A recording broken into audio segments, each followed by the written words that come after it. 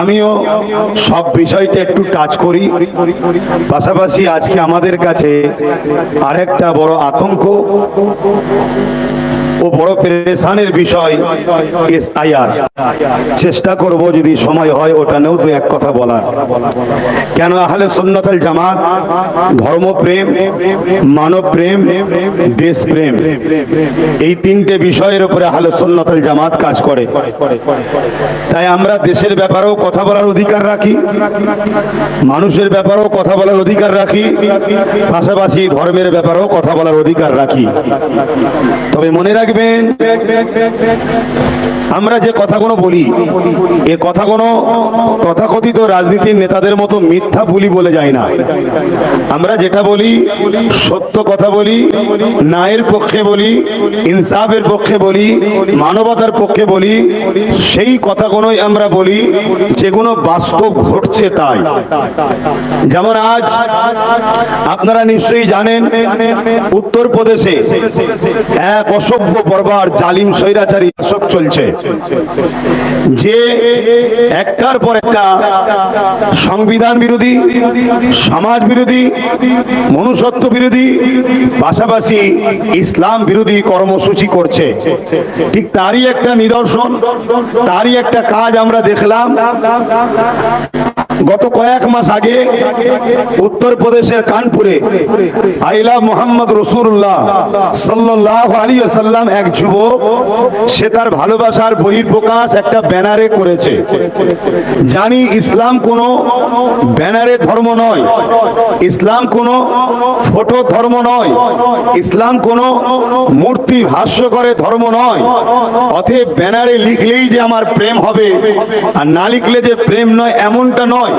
কিন্তু আমার একটা ভাই, সে আই লাভ মোহাম্মদ সাল্লাল্লাহু আলাইহি ওয়াসাল্লাম লিখে সে ঈদে মিলাদুন নবীর র্যালি, মিছিলে, জুলুসে হাঁটছিল, এই উদ্দেশ্যে লিখেছিল।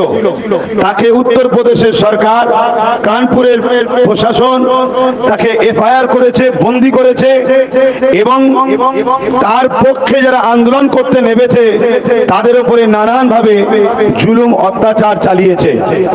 এটাকে আমরা ধিক্কার জানি।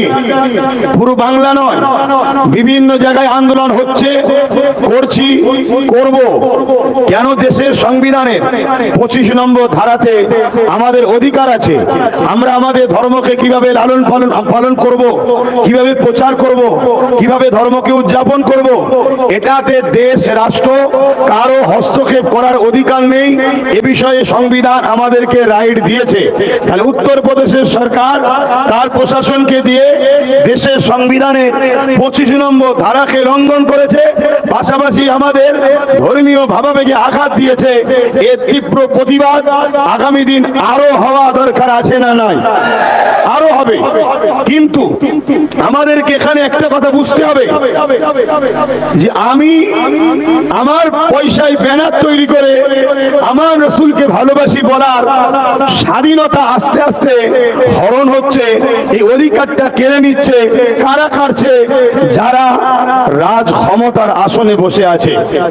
তাহলে যখন রাজ ক্ষমতার জোরে আমার ধর্মীয় স্বাধীনতাকে, আমার সংবিধানের অধিকারকে খর্ব করা হয়, তখন তাদের বিরুদ্ধে লড়াই করার জন্য শুধু মাঠ ভর্তি করে হাজার হাজার প্রোগ্রাম করলে হবে না।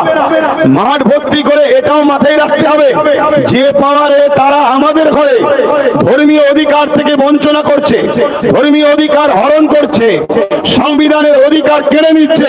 আমাদের ঘরেও লোহা যেমন লোহা কাটে, তাদের প্রতিরোধ করার জন্য আমাদের ইমানদার, ন্যায়পরায়ণ, সংবিধান প্রেমিক, মানবতা প্রেমিক, স্বচ্ছ ভাবমূর্তিওয়ালা লিডার, নেতা বানাবার দরকার আছে না নাই? হাত তুলে সাক্ষী দেন আমার কথায় একমত আপনারা? একমত? যদি আজ আমাদের এই লিডার, নেতা থাকতো, তাহলে আজকে এর জবাব, ইটের জবাব পাথর দিয়ে দেওয়া যেত। এটা আমাদেরকে ভাবতে হবে, নচেত আগামী দিন আরো আঘাত হবে।